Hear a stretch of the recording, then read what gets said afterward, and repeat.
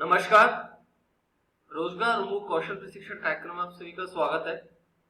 इस प्रशिक्षण कार्यक्रम में अब तक हमने एमएस वर्ड की विभिन्न फंक्शनलिटीज और फीचर्स को जाना है और साथ में उनको प्रैक्टिकल रूप से इम्प्लीमेंट भी किया है।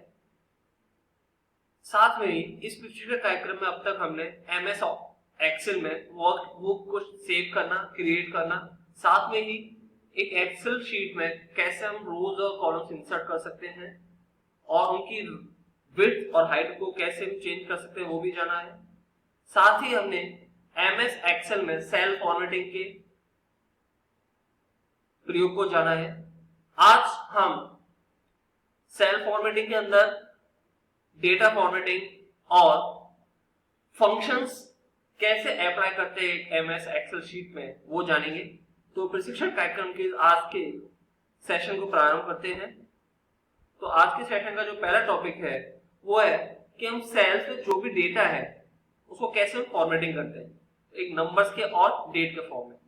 तो पहले आप सेल या एक से ज्यादा सेल जिनको आप फॉर्मेट करना चाहते हैं उनको सिलेक्ट करें। उसके बाद नंबर फॉर्मेट बॉक्स होगा, उसके साइड में एक ड्रॉप डाउन एरो है, उस पर लेफ्ट क्लिक करें और उसके बाद कोई भी ऑप्शन आप चूज कर सकते हैं। तो इसको हम एक बार प्रैक्टिकल करके देख लेते हैं। आप देख सकते हैं यहाँ पर बहुत सारा डेटा है। तो सपोज ये मेरा ऑर्डर डेट है जिसमें आपका जो डेटा है वो मंथ, डेट और ईयर के फॉर्म में है। आप चाहते हैं कि इसे दूसरे फॉर्मेट में करना, आप सभी सेल्स को करना चाहते हैं तो आप सपोज आपने इस पूरे कॉलम को सिलेक्ट कर लिया यहाँ पर। उसके बाद आप देख सकते हैं होम टैब के अंदर नंबर ग्रुप के अंदर आपको ये ऑप्शन दिख रहा है नंबर फॉर्मेट। इसके साइड में आपको ड्रॉप डाउन एरो है, इसको क्लिक करें तो यहाँ पर आपको बहुत सारे ऑप्शन दिख रहे होंगे। तो इसमें आपको वो डेट वाला और ज्यादा ऑप्शन देखना है तो इसमें आप मोर नंबर फॉर्मेट्स में जाएं। उसके बाद आप डेट पर क्लिक करें और फिर आप देख सकते हैं यहाँ पे डेट में बहुत सारे फॉर्मेट है। सपोज मुझे ये फॉर्मेट चाहिए जिसमें डेट भी आ रहा हो और डे भी आ रहा हो और साथ में पूरा डिटेल आ रहा हो, उसको हमने ओके कर दिया। तो आप देख सकते हैं यहाँ पर फॉर्मेट पूरा चेंज हो गया। मीन्स अक्टूबर 13, 2010 उस दिन कौन सा डे था, वेडनेसडे, तो इस फॉर्मेट में आपका आ गया। आपको कोई दूसरा फॉर्मेट चाहिए आप ले लीजिए इधर। डेट में और कौन सा फॉर्मेट चाहिए, सपोज आपको इस तरह का फॉर्मेट चाहिए, इसको ओके कर दे तो इस तरह का फॉर्मेट आ गया। तो जो भी फॉर्मेट चाहिए आप उसको सिलेक्ट कर सकते हैं। उसके बाद आप नंबर के फॉर्मेट को चेंज करना चाहते हैं, जैसे इसमें सेल्स में आप चेंज करना चाहते हैं तो सेल या एक से ज्यादा सेल को, ये पर्टिकुलर सेल को चेंज करना चाहते हैं तो पर्टिकुलर सेल को सिलेक्ट कर सकते हैं।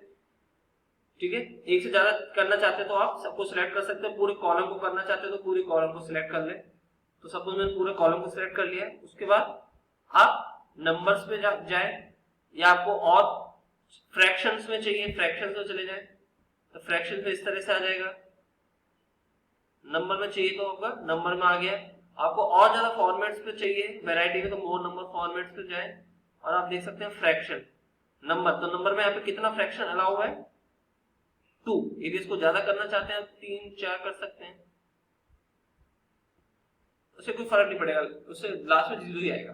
ठीक है, तो इस तरह से आप एक पर्टिकुलर डेटा का नंबर फॉर्मेटिंग कर सकते हैं आप। तो सबसे पहले आप होम टैब पर जाएं। होम टैब के बाद नंबर ग्रुप के अंदर नंबर फॉर्मेट के साइड में ड्रॉप डाउन है। तो इस तरह से आप पर्टिकुलर डेटा का फॉर्मेटिंग चेंज कर सकते हैं। ठीक है, अब जैसे इस तरह का ये फॉर्मेटिंग है, ये जो प्रोडक्ट कैटेगरी है इसका कौन सा है, जनरल। ठीक है, आगे चलते हैं और जो हमने अभी प्रोसेस किया एक स्नैपशॉट यहाँ पर इसको दिखाया गया है इसका। नेक्स्ट टॉपिक है वो है फंक्शंस। यदि हम कहें कि एमएस एक्सेल में सबसे इंपॉर्टेंट टॉपिक क्या है, यदि हम एज ए एम्प्लॉयबिलिटी या रोजगार की बात करते हैं तो वहां पर आता है कि जहां पर कई आप देखेंगे कि एग्जाम्स में जहाँ पे स्किल टेस्ट होता है वहां पे एमएस एक्सेल में फॉर्मूला लिखने को कहा जाता है कि आपको फॉर्मूला लिखना है, ये करना है। तो फंक्शंस एक बहुत इंपॉर्टेंट टॉपिक है एमएस एक्सेल में। तो फंक्शंस या फॉर्मूला एक ही कह सकते हैं। तो एक फंक्शन, हर एक फंक्शन का एक स्पेसिफिक ऑर्डर होता है जिसे हम इसे सिंटैक्स बोलते हैं, जो कि स्ट्रिक्ट वे में फॉलो होना चाहिए। तो जितने भी आपके फॉर्मूलाज हैं या फंक्शन है वो एमएस एक्सेल में किस साइन से स्टार्ट होते हैं, इक्वल साइन से। ये बहुत इंपॉर्टेंट पॉइंट है कि जो भी आप फॉर्मूला लिखने वाले हैं आप एमएस एक्सेल में वो हमेशा किससे स्टार्ट होने वाले हैं, डबल इक्वल वाला साइन से। उसके बाद डबल इक्वल के साइन के बाद फंक्शन का नेम लिखिए, जो भी आप लिखना चाहते हैं। आप यदि आपको सम निकालना सम करें, एवरेज निकालना एवरेज करें, तो जो भी फंक्शन का नाम है उसको लिखें। उसके बाद फंक्शन लिखा, उसके बाद ब्रैकेट ओपन होगा और ब्रैकेट में आर्गुमेंट्स आएंगे। ठीक है, आर्गुमेंट मींस आप सेल का एड्रेस आप उस पे अप्लाई करेंगे कि जो आपका फंक्शन है वो किन किन सेल पर आप लगाना चाहते हैं, तो उन सेलों को कैसे जानेंगे, उनके एड्रेस है। तो उसके आर्गुमेंट में आपको क्या आएगा, सेल एड्रेस या सेल रेंज।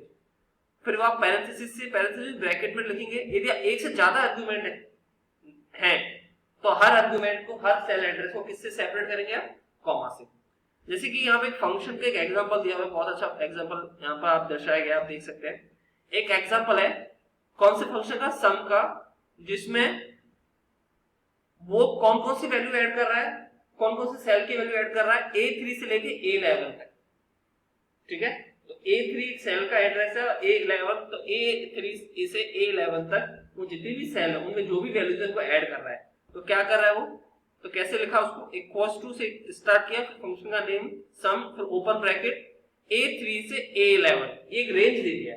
तो जैसे रेंज देते हैं तो रेंज में हम ज्यादातर कौन सा ऑपरेटर यूज करते हैं, कॉलन।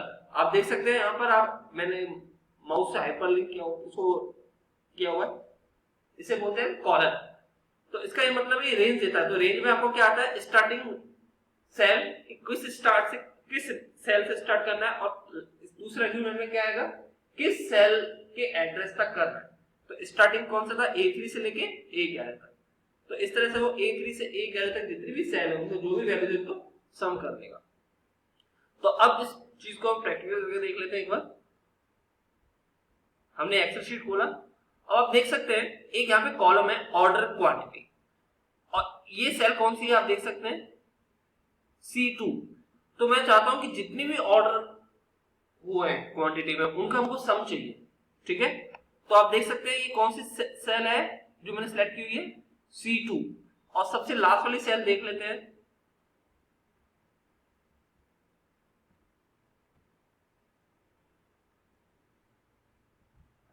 आप देख सकते हैं ये लास्ट वाली सेल है, जो इसका नाम क्या है, C101। तो मैं चाहता हूं जितनी भी ऑर्डर क्वांटिटी है उन सबका मुझे सम चाहिए। तो मैंने एक सेल सिलेक्ट कर लिया, ये वाला, इसमें, फिर इसमें मैं लिखा हूं, अब हमको इस सेल में जो मैंने सिलेक्ट की है, इस सेल में जितनी भी ऊपर की जितनी भी ऑर्डर क्वांटिटी उनका सम चाहिए। तो पहली वाली जो सेल थी, जो स्टार्ट हुई ऑर्डर क्वांटिटी, उसका एड्रेस था C2 और लास्ट वाली का एड्रेस क्या है, C101। तो उनका सम करना है, तो मैं इक्वल स्टार्ट करूंगा, इक्वल से इक्वल, फिर फंक्शन का नेम क्या होगा, सम। तो देखिए यहाँ पे फंक्शन आ गया सम, फिर ओपन ब्रैकेट, ओपन ब्रैकेट करने के बाद पहला सेल कौन सा था, C2, फिर कॉलन, क्योंकि आप एक रेंज ले रहे हैं, C2 से लेकर कहां तक करना है हमको, C100। तो जैसे C101 लिख दिया, उसके बाद इस ब्रैकेट को आप क्लोज कर दें, और फिर जैसे हमने ब्रैकेट क्लोज किया और आपको आउटपुट चाहिए, तो उसके बाद आप क्या करें, एंटर करें।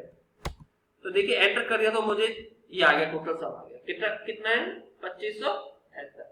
तो इस तरह से आप पर्टिकुलर कोई भी फंक्शन को यूज कर सकते हैं। ठीक है, सपोज मुझे जितनी भी क्वांटिटी है उनका, उनमें से मैक्सिमम निकालना है। C101 से जैसे जितनी भी है, C2 से लेके C101 तक जितने भी ऑर्डर हुए हैं, सबसे ज्यादा ऑर्डर क्या हुआ है मुझे पता करना है। तो इसलिए मैं फंक्शन कौन सा यूज करूंगा, मैक्स। तो मैं स्टार्ट करूंगा इक्वल्स टू मैक्स, तो मैक्स के बाद ओपन ब्रैकेट। तो ये मैक्स फंक्शन कौन कौन सी सेल्स में अप्लाई करना है, C2 से लेके C101 तक, उसके बाद क्लोज ब्रैकेट और एंटर। तो देखिए सबसे ज्यादा ऑर्डर जो हुआ है क्वांटिटी वो कितना है, 50। तो आप मैनुअली भी देख सकते हैं 50 से ज्यादा कोई नहीं होगा। देखिए 50 आ गया, इससे ज्यादा नहीं होगा यहाँ पे मैक्सिमम कोई ऑर्डर क्वांटिटी। आप देख सकते हैं मेरा माउस ऊपर जा रहा है,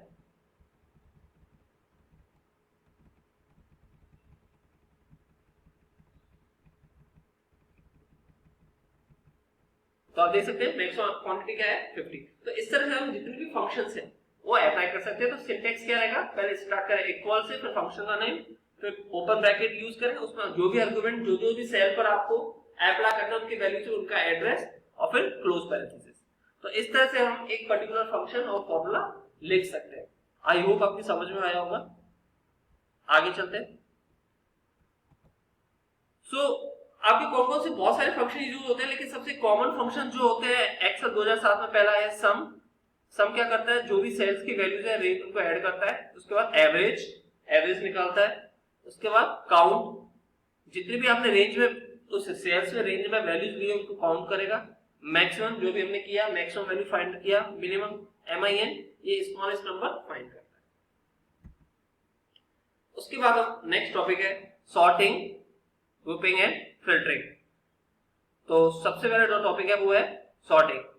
सॉर्टिंग एक फीचर है स्प्रेडशीट का जो हमको एक डेटा रीअरेंज करने के लिए देता है कि हम डेटा को रीऑर्डर कर सकें, कौन से ऑर्डर में, असेंडिंग और डिसेंडिंग। तो ज्यादातर कॉमन टाइप क्या होता है, अल्फाबेटिकली, मींस ABCD टाइप में हमको सॉर्ट करें, जो असेंडिंग भी हो सकता है और डिसेंडिंग में। तो यदि अल्फाबेटिकली करना है तो सबसे पहले हम सेल को सिलेक्ट करें कि कौन से सेल को हमको सॉर्ट करना है, कॉलम को।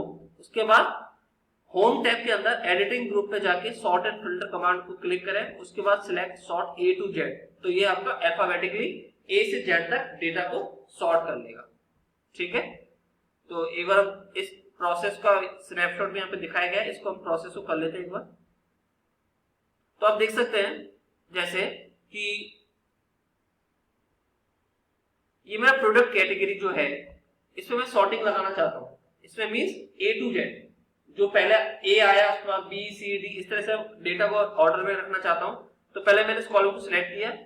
उसके बाद होम टैब के अंदर एडिटिंग ग्रुप के अंदर सॉर्ट एंड फिल्टर आपको फीचर दिख रहा होगा, इसको सिलेक्ट करें, लेफ्ट क्लिक करें और फिर आपको दिख रहा होगा सॉर्ट A to Z। तो उसको हमने क्लिक किया। यहाँ पे आप एक्सपेंड करें सिलेक्शन को तो आप देख सकते हैं पहले F आया, F के बाद आपका O आ गया, O के बाद T आ गया। तो इस तरह से हम डेटा को सॉर्ट कर सकते हैं। यदि इसको आपको Z to A करना है वो भी हम कर सकते हैं। तो देखिए पहले अब T आ गया, फिर T के बाद O और फिर, तो इस तरह से हम सॉर्टिंग परफॉर्म कर सकते हैं। इसको हम न्यूमेरिकल वैल्यूज भी ले सकते हैं। न्यूमेरिकल वैल्यू मींस सबसे आप चाहते हैं कि पहले असेंडिंग ऑर्डर में हो, मींस स्मॉलेस्ट वैल्यू से हाईएस्ट वैल्यू। तो इसको आप देख सकते हैं, जैसे हमने सिलेक्ट किया न्यूमेरिक वैल्यू को, तो यहाँ पे क्या आ गया, sort smallest to largest, sort largest to smallest. तो हम चाहते हैं छोटे से बड़ा। तो देखिए पहले छोटी वैल्यू आ गई फिर बड़ी आ गई। हम चाहते हैं बड़े से छोटा, तो अगेन हम गए। तो देखिए पहले ये 0 कुछ वैल्यू था नहीं, तो देखिए पहले 50 आ गया, 50 के बाद 49। एक सेकेंड, हाँ अब आप देख सकते हैं। तो इस तरह से आप जैसे एक प्रॉफिट है, लार्जेस्ट टू स्मॉलेस्ट करें, आप देखिए इसको सिलेक्ट करें तो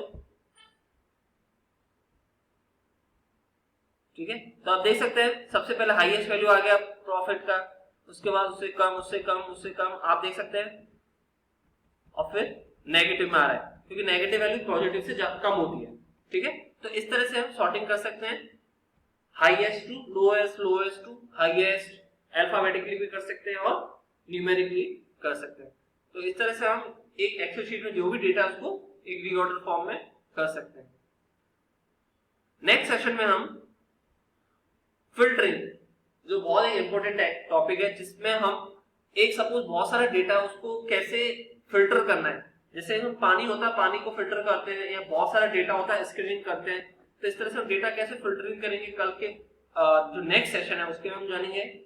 साथ में हम चार्ट्स और कंडीशनल फॉर्मेटिंग के बारे में भी जानेंगे। तो आज के सेशन के लिए बस इतना ही, धन्यवाद।